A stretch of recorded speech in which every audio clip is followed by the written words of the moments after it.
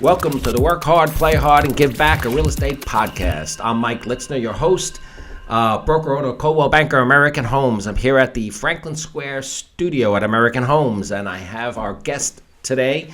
We're super excited to have David Marine, Chief Marketing Officer of Anywhere Brands. Welcome, David. Oh, thanks for having me, Mike. It's great to be here. Yeah. So this is a different type of interview than we've had on the show before. Anywhere Brands. So tell our audience who Anywhere Brands is and what they mean to real estate. Yeah, so Anywhere franchise brands include Coldwell Banker, Century 21, ERA Real Estate, and Better Homes and Gardens Real Estate. So they're kind of the core mass market brands within the Anywhere portfolio. I'm glad you left Sotheby's and Corcoran off that list, yes, right? They're separate. They're outside of my purview. But as a chief marketing officer, I oversee the marketing teams for all four of those brands, and including Coldwell Banker Commercial as well. Yeah. And really, how do we bring them to market, connect with consumers, service our agents, and everything in between. Yeah. Now, you spent 20 plus years as in the Coldwell Banker brand specifically. Is that correct? Yes. This past March, it was 22 years with the brand. I started as the electronic product manager for Coldwell Banker. Not sure what that is, but neither was I at the time. But basically, this is way back in 2002. Okay. And I was newly married, second job out of college, just had bought a 1,300 square foot townhouse, and got a job with Coldwell Banker. And basically it was this idea of, hey, the internet and all these digital things are becoming more prevalent. We need someone who's focused on how do we create these more electronic products for our agents to use. So claim to fame, first day on the job, I walked in and they put down this giant 3-ring binder in front of me, and they said, this is a listing presentation. It's the lifeblood of our industry. It's what an agent uses every day. Yeah. We need to figure out a way to make this digital. And so I said, oh, you mean like turn it into a PowerPoint presentation? And my boss goes, can you do that? And I said, yes. So I created the first ever PowerPoint listing presentation for Coldwell Banker history. Yes. That is a pretty interesting claim to fame, you know? Bizarre, but that was me. The funny part is that we can look back now and from a lens of 2025 and say that, you know, that was an impact change technologically for our industry. And it kind of brings me back to, I remember being at a broker council meeting in 2008. And they were talking about marketing and what have you. And they're going on and on about different ways that we need to market ourselves better. And then they say, does anyone else have any questions? And I raise my hand and I go, has anyone ever heard of this Facebook thing? And I got crickets. That's crazy because I remember distinctly in 2007, 2008, that same time frame, I had just gotten onto Facebook and I walked into my boss's office at the time. I was like, hey, I'm on this thing called Facebook. I'm seeing there's other brands on there. Maybe it's something that we should check out. And one of the great things about Coldwell Banker and their leadership and really helping with even my own personal career growth was there was always this idea of they were willing to try something new. And so my boss's response to me was, go, do it, and let's find out. So we set up the first Facebook page in all of real estate for Coldwell Banker as a brand and start exploring that. And then you look at it today and it's like, well, that seems obvious. Why wouldn't somebody do that? But at the time, I remember I even created a presentation that was called What the Heck is Social Media and Why Should I Care? Right. And it was going around like, all right, here's what it can do for you if you want to invest the time in it. And obviously today there's no more like, I think it's a waste of time. Right. Should I? Right. Yeah. It is, how are we going to be using it the most effectively? Yeah.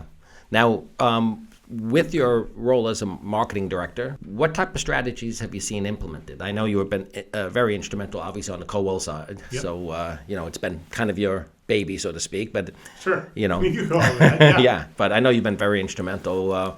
What marketing initiative most stands out to you from when looking back and in hindsight? Yeah, looking back in hindsight, there's so many different campaigns that you can say, wow, that was really amazing. It was groundbreaking. It was different. And then there are those that were like, man, this really produced incredible results. One of the things that stands out to me, especially as we're looking into today's age of virtual reality and artificial intelligence and all that stuff, was back in 2009, there was a place called Second Life. Okay. I have no recollection of this at all. You shouldn't at all. But Second Life at the time was the first iteration of a virtual world where you could create an avatar and you could go in and you could talk to people and basically anything was possible. Okay. And so at the time we had saw this place, this thing, and it started to get some buzz. And it was, I wonder if there's a real estate application to this. What if we opened up an office in this virtual world and sold virtual homes for sale? And then we took it a step further. I was like, well, what if we recreated a real life home in a virtual world and had a virtual open house for it? So that was a bizarre idea. And again, trying to explain this to the powers that be. And you're like, okay, here's what we want to do. Right. And it was like, that might be interesting. Let's try it out. So we recreated based on the floor plans and the specs, and we had pictures, obviously, of the property for our sale in Seattle, Washington, recreated in a virtual world, and then created this virtual open house in addition to a real life open house. And the PR response to it was unlike anything I've ever seen. I mean, it exploded for months. I'll know that looking for the right home can be downright exhausting. In this real estate update, Cron 4's Maureen Kelly shows us new technology that one real estate company is trying out that could make finding your dream home a little easier. Here's what the open house of the future could look like. This is a virtual tour, Web 2.0 style. But Coldwell Banker has just taken it a step further. They built a 3D version of this $3.1 million house. Everything is to scale, an exact replica of the actual listings. The virtual one was built in the online community called Second Life. Over 8.5 million people around the world have signed on to this site. Part of the reason this 101-year-old agency got into this world is to try to stay in touch with the home buyers of the future. It was all that people wanted to talk to us about from a Coldwell Banker perspective. It was huge. Yeah. Now, it was a short-lived effort. Second Life no longer exists. Right. But at the time, it was, hey, this is something interesting, and how do we create something that is marketable in the real world in a virtual? So when I look back at how things are today, and my kids have a VR headset and how that experience it is, we at CB were a leader in thinking ahead. Yeah. And while it was like bleeding edge at the time, right now it's like, okay, that's something that seems very reasonable to do a virtual reality walkthrough of a home using a VR headset. So that's one of those things that kind of stands out in my mind is like, wow, that was way out there. But you know what? Now today that's kind of realistic. Yeah. I think you bring up a good point that, and this is key to all of marketing, is that whatever you're doing, you need to know whether it is producing results or not. Right. So I'm a big sports guy, as you know, and I always use this as an example is it doesn't matter what sport you play, they always keep score. Right. Whether it's in the NBA or pickup basketball, we're keeping score because you want to know if you're winning or not. Right. That's why you're playing. Same thing with marketing. Like I can do this thing and oh wow, it's cool. And even from a brand's perspective, there's a lot of brands out there and they're doing advertising in these different campaigns. Hey, look, we won these awards or whatever. Right. But is it producing results? Right. So even as an individual agent or a team or a brokerage, whatever you're investing your time and money in from a marketing standpoint, you want to be able to track whether that is performing at your expectation. What's your ROI? Exactly. What's your return on investment? Yep. And that's something that I believe has really helped in my own career and as a brand is being able to showcase that what we're doing is producing results, whether that is leading to traffic to a website, leads, conversion, what is the return on a media spend investment, all those things. And there's so many different ways. I love it when I walk into a meeting and someone's like, but how do we know that it's working? And I say like, oh, well, I have just the answer for you. Here's what I have, and here's how I can measure it. Yeah. So I think that's a key for anyone out there who's doing marketing is making sure being able to show that that's producing the results you want. Exactly. Like that. Now, the current focus for Coldwell Banker, they had this past year the arrangement with Thursday Night Football. Amazon Prime, Thursday Night Football. Oh, it's Amazon. Yep, it's okay. Right. You're a Jets fan, so they're not on No, I'm a Giants fan. Oh, are you? Yeah, Gallagher's the Jets fan. Oh, all right. It's hard to be either right now. Yes, so. very hard. Very hard. So why don't you share a little bit with our audience what that looks like from a brand perspective and how it supports the brokers and agents? Yeah, when you look at a brand, especially franchisee and an independent agent in this industry, and you want to associate with a brand who's going to give you some sort of value. One of the values that Coldwell Banker brings is one, history and legacy within the industry. 2, the brand recognition that's out there. So when you look at brand advertising, it's providing almost an air cover for the on-the-ground troops, if you will. Right. That we're making sure that our name is out there and that there's something that people can see in the brand that is going to be unique or different or make them go, let me check that out.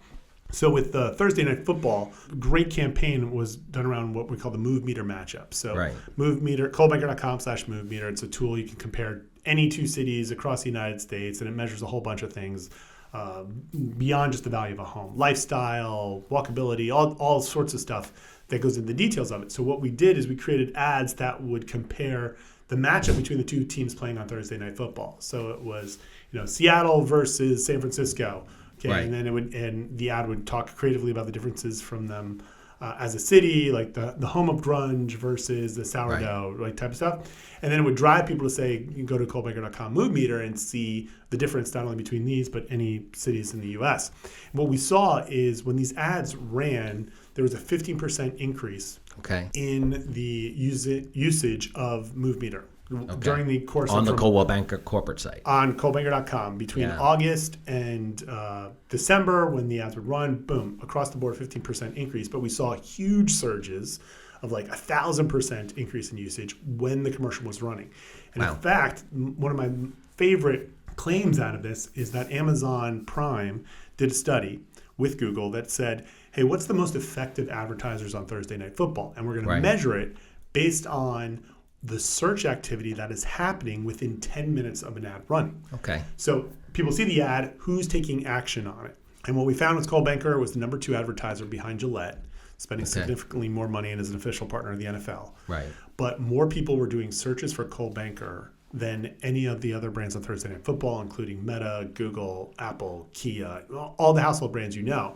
And so to me, that's showing that, hey, it's a great creative, great venue. It's getting a lot of eyeballs, but now it's also producing the results that we talked about before. Exactly, measurable results. Measurable results that is business oriented, getting people engaged on our site. Yeah. Then coming back to hopefully look for listings and agents and so on. Yeah, and then there's the the halo effect, so to speak, from that. Oh, for sure. So when an agent walks into a house, are they pre-sold because the consumer kind of noticed the brand?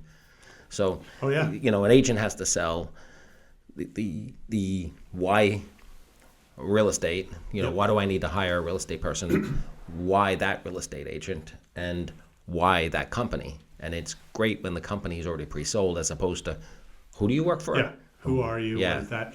And I get it all the time. I mean, obviously I'm biased in the brands that I work for, that I place great value in the brands, but I'll go down the shore on vacation, and my parents have a place down in Wildwood Crest, and we'll talk to people on the beach, and they know I'm in real estate, and they're like, what is this EXP thing? Like, who is that? What is that? But they immediately know, Coldwell Banker Real Estate, I know that. Century 21, I know that. Better Homes and Gardens, I know that one, right? It already rings a bell in people's mind. And one conversation that's been happening throughout the 2 decades I've been part of this industry is like, does a real estate brand matter? Right. And the comparison that I like to use is it absolutely matters. And if it didn't matter, then there would be a Kmart real estate. And you wouldn't mind having a Kmart sign in your front yard, right? No. As a consumer, you're like, no, I don't want that in my front yard. No. That says something about my property. As an agent, you don't want to be part of that. That says something about who I am. Right. But when you put a Coldwell Banker yard sign in your front yard, that means something. Consumers recognize it. They know it's a reputable name. And you are now associated with that company and that name as well. That does wonders for you as well, saying, I know Mike. He's a ethical, great business guy, and he's with Coldwell Banker, who also is that. That makes sense to me, and therefore makes me trust them more. So branding, I believe, is actually wired into our DNA as humans. There's something about being affiliated or associated with something that's larger than yourself that gives you pride, esteem, self-worth. I have 4 boys, and when it comes to athletic attire and sneakers, like brand is critical. And it doesn't even necessarily need to be like the Nike or the Adidas. It's the person who's associated with it as well. All right. So I know there's a story back here. So which brand is it that we subscribe to? Oh, well. When it comes to sports stuff. Well, I'm a huge Nike and Air Jordan guy.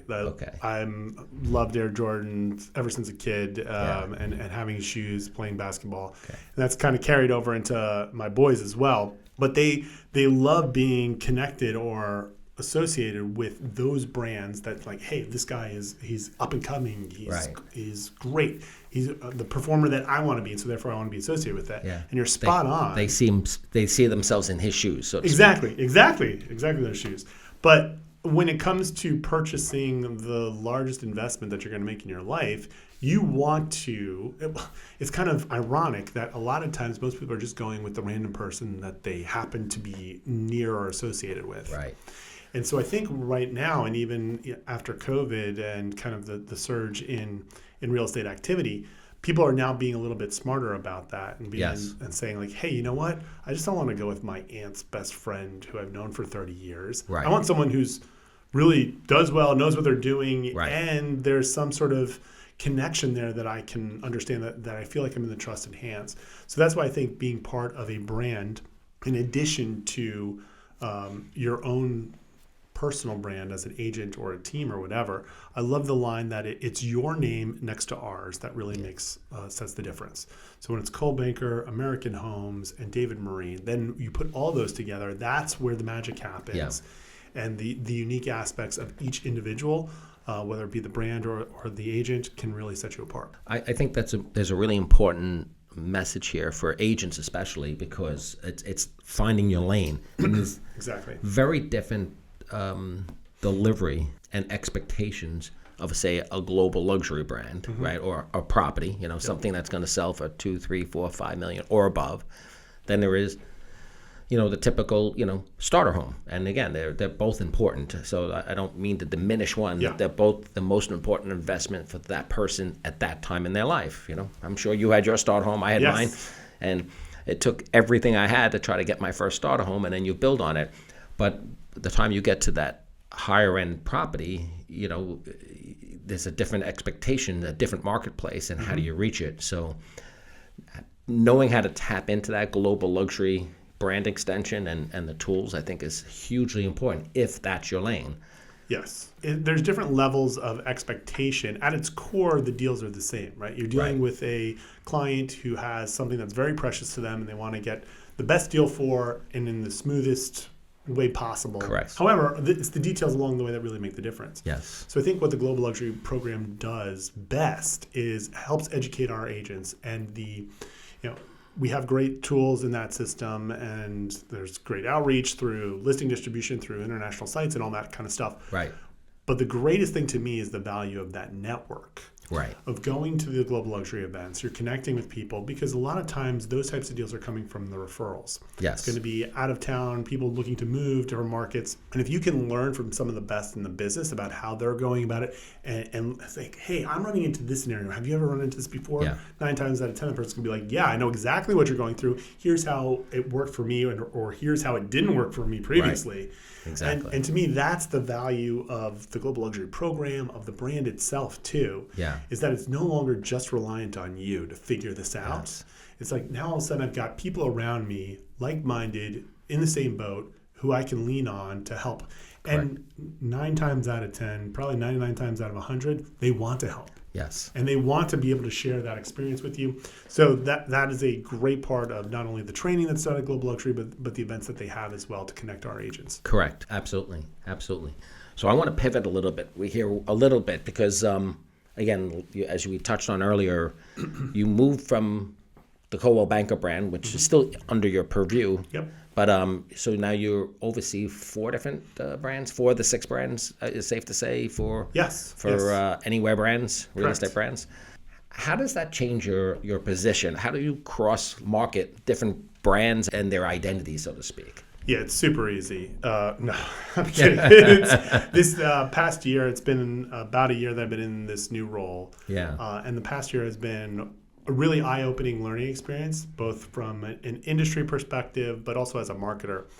And I like to start with research. To me, that helps me get a foundational understanding of what's going on within brands. So I spent the better part of the first 3 or 4 months in the role researching and talking to agents within each of these brands, outside of the brands, consumers, getting an understanding of what is the perception of each of these companies. Right. And then trying to figure out what is the unique messaging that each brand should have that speaks specifically to who they are, but also creates a differentiation between all of them. Yeah. They're often operating in similar markets, closely connected. Sure.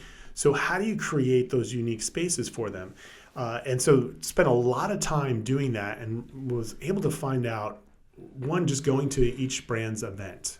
There is truly a different culture in each brand that is unique to them. Has a personality almost, right? Yeah, it really is bizarre how different it is. And for someone who's come to Coldwell Banker events for 20 years, I had an expectation of like, oh, this is what it is. And I would walk into one event and be like, we would never do this at a CB event. And then it was like, not that it's a bad thing, but it was like, oh, it's very different. They're much more open to this type of stuff. So that was kind of eye-opening. And then how do you focus on what those differentiators are, and then create the unique messaging not only for consumers but also the networks as a whole, so they can feel the pride in the brand. It really speaks to the core of who they are. So what I'm excited about for 2025 is, now that we've laid this foundational messaging work in place, a lot of the stuff is starting to come to fruition. Creative is coming out there. I'm excited about some of the new campaigns that are being rolling out across these brands. Do you have any scoops for us, especially on the Coldwell Banker side? Or on the Coldwell Banker side, so the great part about Coldwell Banker is when we did research with agents and consumers, and it was no prodding or at all, the current messaging that was in place was spot on. It was resonating. They looked at us as a trusted guide within the real estate process, experience, leadership, everything that we talked about, whether it's being the North Star in the real estate industry, guiding you home since 1906. Like, that was spot on. So that was encouraging. Like, hey, what we're doing is what is resonating with them. Good. Excited for Better Homes and Gardens Real Estate. And when we did some of the research with them, I kept coming back to it, and I was like, is this too obvious? But like, we need to get more closer connected to the magazine brand. And so the new positioning for Better Homes and Gardens Real Estate was the real estate brand from the magazine you trust for all things home. Better Homes and Gardens magazine has been around for over 100 years. It's one of the most read magazines in the world. It's one of the top 10 brands within the United States. And they have a significant presence within Gen X and Gen Y through their social platforms. And so I was like, well, if people know and love the magazine so much, and our name is the same as theirs, we're just adding real estate into it, we need to figure out a positioning and a campaign that can do that. And so we launched a two-page spread, a full-page spread in the October issue of the magazine. It's continuing into this year. And all of a sudden, then it clicked immediately with their network. We're already seeing increases in website traffic and leads on Better Homes and Gardens real estate site. And then this month in February, we're rolling out a large ERA campaign called Move Up, which I'm excited about, some media partnerships there. Now, just for our audience, the brands that are under your your purview, so to speak, encompass how many offices, how many agents, how many countries? Because I know Coldwell alone is in like 40 plus countries, 42, 43. Yeah, 40 countries. It's over 60 countries. I think it's 250,000 agents across the globe. But yeah, it's a very large footprint. And the amazing thing is, each of these brands, and I didn't even realize it until I started doing more detail, is CB's been around since 1906. Century 21's been around since the 70s. ERA as well. Same with Better Homes and Gardens Real Estate in the early 80s. Each of these brands have been around for like 40, 50 years. So these are established brands within the industry that have that recognition. So as a brand guy myself, that to me, it's a great playground to be a part of. And being able to work with these trusted brands that you don't have to establish, like, well, what does this thing mean, right? People recognize there's already something there, and now I have the ability to help shape it and bring those differentiators to the forefront. You know what's interesting from my perspective, again, 41 years of being, on the brokerage side, so the more the application side, you see the legacy of the brands that you talked about, and they're all very iconic. And yet sometimes you see agents who these new brands come out, and all of a sudden they get this, it's like the hot new thing. And they seem to get what I call the honeymoon period, where they're all buzzing. It was like, they're the new thing. They're not the old thing anymore. And it was like, and then all of a sudden 3 years later, it's like, it disappears. And then there's another new thing. So there's a certain segment of agents who really respect the legacy and what it takes to survive 100 plus years, as Coldwell Banker has, or even 50 plus years, as Century 21 has, as opposed to, I'm the hot buzz, but can you stay at, and show your value that people and agents actually stay with you. I remember everybody from Purple Bricks to Foxtons and probably 100 in between. So speaking of multiple bankrupt companies, right? the thing with brands is not just survival, but thriving. Correct. So can you, one, survive the test of time, but then continue to show that you can thrive over the course of it as well? Yes. And so that's what I think each of our brands have done in their own unique ways, and that's what we need to continue to showcase. There's always going to be the headline grabbers, and everyone loves, like, hey, this is the hottest thing that's out there. Right. And, let's focus on that for a hot second. Reinventing real estate. But meanwhile, it wasn't broken. That's right. And the key is also showing the evolution of the brand over time as well. Right. The fact that, even it was kind of the impetus for the rebrand for Coldwell Banker was this idea of, hey, everything that we were doing and everything that we were saying felt very current and modern, and hey, this is a real estate brand for the future, but they thought we just looked old. Right. So I was like, oh, all right, that's a way easier thing to fix. Yeah. Than like, hey, we have no trust that anything that you're doing is worthwhile. 100%. Trust is everything. And so then that kind of brought the rebrand to life and giving it a very modern and a facelift to it. With these other brands that I'm now overseeing is what I'm trying to do as well, is showcase, okay, what is the consumer and what do our agents not only think about our brand, but what do they want the brand to be? What do they expect from it? Are we delivering on that expectation? Right. And is that expectation different from the competitor that's right next to us? Yeah. And that, to me, even as individual agents are listening to this, is when you're talking about your own value proposition as an agent. Yes. If you write out, hey, this is my value prop as a company, as an agent, I always tell people, start with your name, right? David Marine is, fill it out. Okay, one sentence. Don't make it a run-on, just one sentence. What is it? Okay? If I can change the name at the front to someone else and it still makes sense, your value prop's not good enough. You got to make it specific to who you are as a brand, as a company, as an agent, and then that's what you can key on. You're going to do other stuff beyond that, but this is the sweet spot of what really makes David Marine, or Coldwell Banker American Homes truly unique. And the more that our brands and our agents can focus on that, the more success they're going to have. Yeah.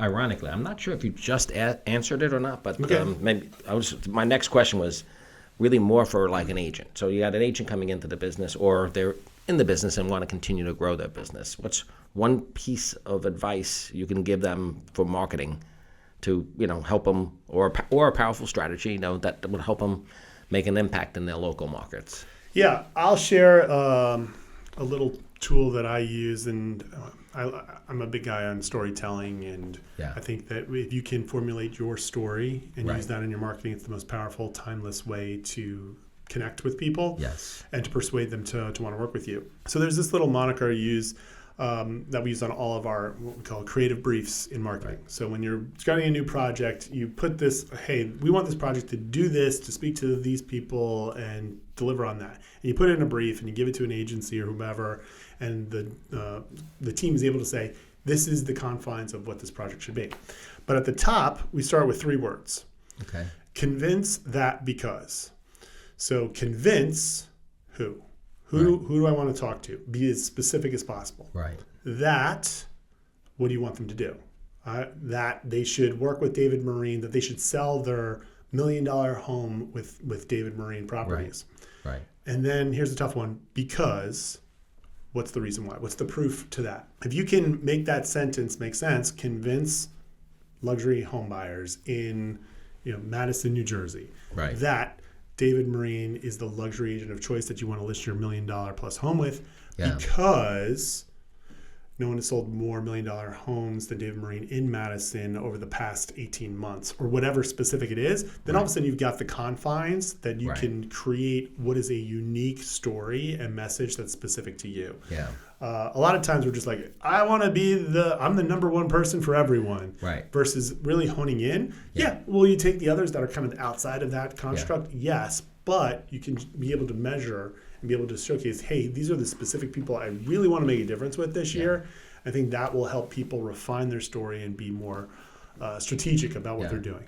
One of my pet peeves, and you almost touched on it, but you kind of danced around it in a different way, but agents or the industry, I should say, has a habit of, I'm number one. No, I'm number one. Sure. I'm number one on Tuesdays between 1 o'clock and 2 o'clock in closings. Yes. You know, it's like, so what are you number one in, and what does that really mean to the consumer? You know, like, so when you say, you know, convince who? You know, Yeah. who's your marketplace, and do they really care that you're number one? That's great for you. What's in it for me, the consumer? So that's why I feel like a lot of the marketing from an agent side misses. Am I off base on that? You're exactly right. It's been something I've used that same line with people and talking about everybody is number one in something. Right. It's almost as like you see a movie trailer. Right. You know the movie is garbage, but they've got a quote from somebody who's like, best action movie ever made, right? Yes. And you're like, you just gloss over that. It was incredible. They cut off the end. It was an incredible flop. But you know that. You're not fooled by it. Right. But it's become an expectation that every trailer is going to have some amazing review as part of it. Right. Every real estate agent is going to put that they're number one or on the best or the most whatever on their advertising. Yeah. It's when you get past that what's really going to make the difference. A more compelling message. Exactly. So I like that. Now I want to go one other place, and we touched on this before with when you're talking about your kids, but you said you're a Nike guy. Yeah. Okay. I know you had a back and forth with Shaquille O'Neal. Isn't he a Reebok guy? He's a Reebok guy. So did you know that when you interviewed? So for our audience, David was at Gen Blue, Yeah. which was the international convention for Coldwell Banker. That's right. And so you had the pleasure of interviewing Shaquille O'Neal on stage as the keynote speaker. Some would call it a pleasure. Some would call it something Wow. else. But it was a truly unique experience. It was one of the hardest things and rewarding things that I've ever done. So for anyone who wasn't there and didn't see it, Shaq was given questions ahead of time that we had to agree that he was going to be asked, but Shaquille O'Neal is Shaquille O'Neal. And a character. What a personality. He's a good guy. Went off on his own, and he was poking fun at me. And so what I had to realize as part of the interview was that when he was pushing me, it was all part of the act. Yeah. And so therefore, I had to adjust in my own mind and be like, all these questions are out the window, but I will be the straight man in this two-man bit. And I know that he's doing this just to be entertaining. And so he made fun of my white pants. I hope at lunchtime you get a jelly baby and you smell all of those sexy white pants you got. Stand up so we can see you.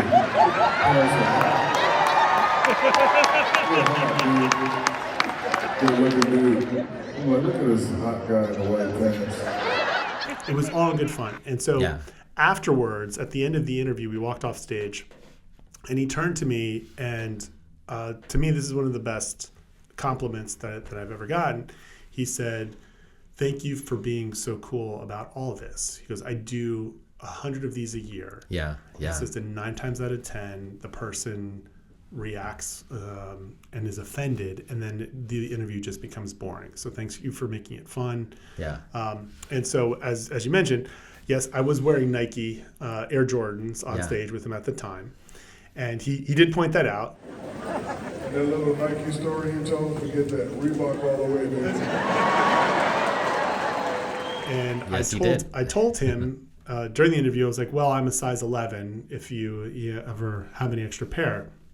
So a week later when I got home, there was a large box on my front porch, and I opened it up, and Shaquille O'Neal sent me 6 pairs of shoes. And I'm actually wearing a pair of those Reeboks right now that he gave me. To me, like that really said it all. It's like, okay, he remembered that thing that was said, and there's that connection there. So I have one pair that I don't touch. It's just on a bookshelf at home. But 100% street cred with the kids on my basketball team that I coach, and my own kids were like, "Oh, are those the shoes that Shaq got you?" So that was a fantastic experience. But yes, a shocking one as well. Yeah. I really think that the speech training that I got in college really helps from a professional standpoint more than anything else. I took marketing classes. I got a degree in marketing. Everything that I learned in marketing no longer exists today. Right? But there was no YouTube ads and AI and that kind of stuff. It's all I learned about the core basics of marketing, and it didn't matter. But the speech classes that I took 24 years ago I still use every single day. Yeah. And that helped me that in the moment, because I knew what I wanted to do and I knew how to handle objections, was able to shift even without thinking about it. It was just it just became part of like a natural reaction to it. So anyone out there who's listening and they're like, hey, I want to get into marketing or business or sales or whatever. Right. The more speech classes that you can take and the more you can focus on your presenting skills and how to persuade people, the better, because it will be a timeless resource for you. Exactly. So, David, I know you're married, have 4 kids, 4 sons, right? 4 boys, yeah. So, how much of this education, so to speak, or words of wisdom do you share with your sons? And do they listen? Do boys ever listen? I don't know. I got 6 of them, so. It's just over time, right? The repetition eventually sinks in. So funny thing is my oldest son's a junior in college. He's majoring in communications. Yeah. And he's taking some business and marketing classes as part of that. And so he takes a class last year or the year before called digital storytelling. Okay. And I'm just like, psh, this is one, wish I had that class when I was in college. Yeah. 2, this is my sweet spot. He's like, yeah, I got to do a project on a video. I got to build a website. I got to do some social campaign, blah, blah. I'm like, I'm here. Let me know. What can I help with? What do you want? Do you want me to take a look at anything? Nothing. He doesn't want to hear anything. Like he didn't ask for that, for one thing or the other. But the greatest thing to me was he came home and he had to make like a short film. It was a 1-minute film, no lines, had to have these different shots, and it was part of this project. And I was like, well, can I see it when you're done? And he shows it to me.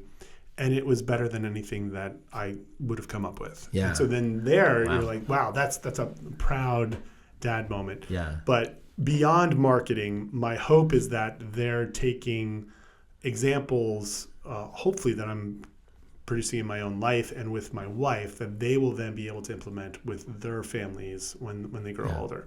And you want to be a proud parent in this thing or that thing.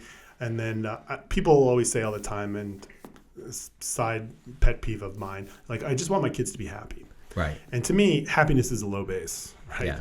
They can be happy doing nothing and playing video games all day. Right. Like, I don't want them to be that happy, right? So, but I want my children to be more productive than I was. I want them to be better than me in whatever area that they choose to go in.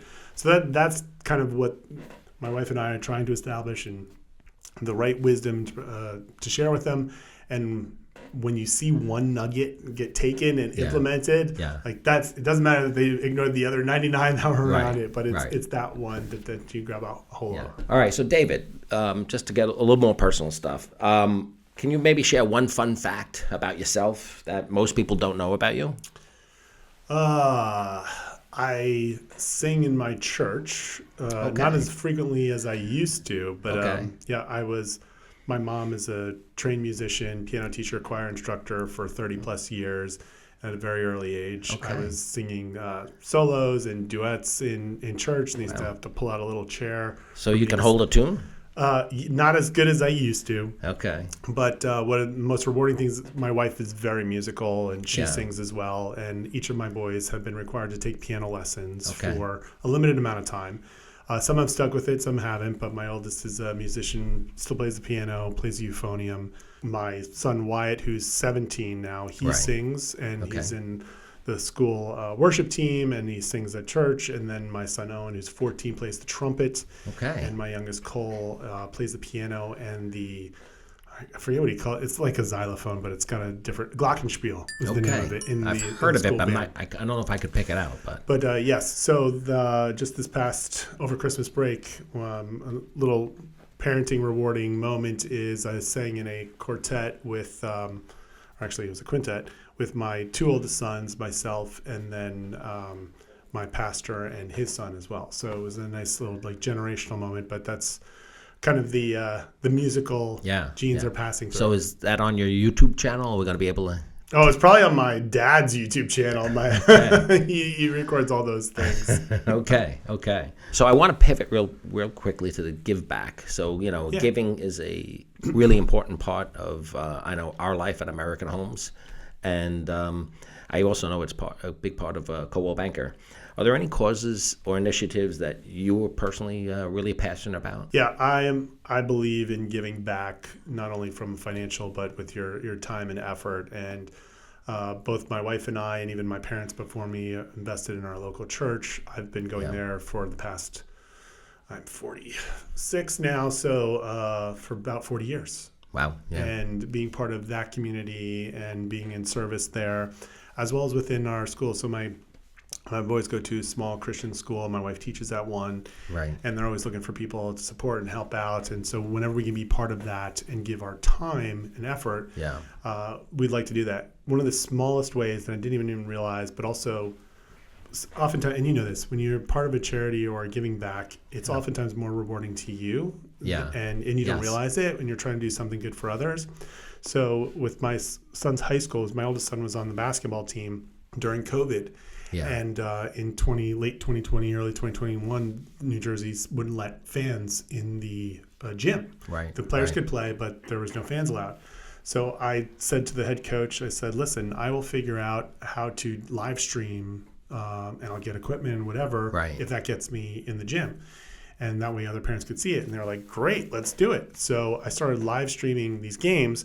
And during the games, I was just telling the score every once in a while. Yeah. And one of the parents came up to me and said, just tell us what's going on. Just commentate for the game. And so I started doing that, and it became a thing. Play-by-play. Yeah. Color commentary. I was doing play-by-play and color commentary. And so that was 2021, and I'm still doing it to this day for the games that I can go to for both the high school boys and girls teams. And the great part about it is at graduation, I get someone comes to me and they're like, no, this is the guy on the live stream. And then they're like, hi, my name is Joe. I'm so-and-so's grandparents. We live in North Carolina, and we've been able to watch every game because of you. Thank you for that. Yeah. So like that type of reward and back, you don't even realize that you're making that impact. You're just like, oh, I'm going to do this thing and it'll help out. Right. But when you can get involved beyond the like, yes, I'll give money to support this cause, but when you can step beyond that and get involved, I think that's the really where the sweet spot happens. And Coldwell Banker's work with St. Jude Children's Hospital, I think, is a huge program. And I've been privileged enough to get to go to St. Jude. Yeah. When you go and you see the work that's being done there, like it is unbelievable. The people who go there, they are dedicated. It's not just a job. This is part of the cause that they want to be a part of. Yeah. And so being part of that organization and helping bring that partnership to life was a hugely rewarding thing. I think one of the highlights at the Gen Blue, the international conference where you have thousands of brokers and agents from around the globe basically attend, is they do a presentation from St. Jude's, and it's always so impactful. And personally, my wife and I are big fans and supporters of St. Jude's. And one of the things I always look for in a charity, if you're going to give on that level, is what percentage of the money actually gets to where it needs to be to help the actual helping people. And they always have a very high percentage that gets there, And they share their work. That's the beautiful, they want to cure childhood cancer, and they don't care who does it. Right. It's not like, oh, we're keeping it all to ourselves. They share their work with everyone across the board. Fantastic organization, and really proud to be a part of it. It's a very small part. Oh, awesome. So, all right, so I'm going to pivot to the drop the mic question, which is always, again, a little left fieldish. We're going to change paces and stuff like that. So, and again, I just want to remind our audience, if you like our podcast here, just like and subscribe. I think you're supposed to say smash that subscribe button. Smash it. All right, let's go. Smash it. Alrighty, let's go. So, all right, good. So here's the drop the mic question. I know it's a little left field. So, after having seen the Shaquille O'Neal interview, have you worn white pants or been to Baby Gap since? Yes, I've worn the white pants before. I look good in those pants. Come on. He even said so. My assistant at the time, after that interview, got me a shirt. And it was a screenshot from the video of me standing up in the white pants and Shaq sitting next to me. And she pulled a direct quote from Shaq, and he said, you're a good-looking dude, man. Look at him in those hot pants. And so she got me a T-shirt with that on there and a photo of it. But yes, I've worn them again. Yes, I wasn't sure if you were going to be scarred for life after that. So, Nope. So, David, so happy that you were able to join us. I know you traveled from out of state to be here on our podcast, and I think our audience is really appreciative of your insights. Again, you have some really unique viewpoints at our industry, and it's really, again, lends some depth to the whole understanding of what real estate really offers. Well, thank you so much for having me. I appreciate the invite. The GWB wasn't too bad this morning, but happy to come out here. And I will say you are the better looking of the partners at CB American Homes. There we go. And wait, just for the record, Gallagher, I did not pay him to say this, but I'm glad we saved this for everyone to hear. It's on the books. So it's official. It's official. There we go. All right. So real quickly before we go, David, if anyone in our audience wants to reach out or connect with you, what's the best way? Feel free to engage with me on social at David_Marine on X or at DMarine40 on Instagram. Happy to connect with you. Awesome. Thank you again for being here, and we'll see you soon. My pleasure. Hold on. Do you have more baby cat socks? No. You got those from Baby Gap. Coldwell Banker, it's our logo. Oh, okay, CD. I'm sorry. CD. What's up, CD?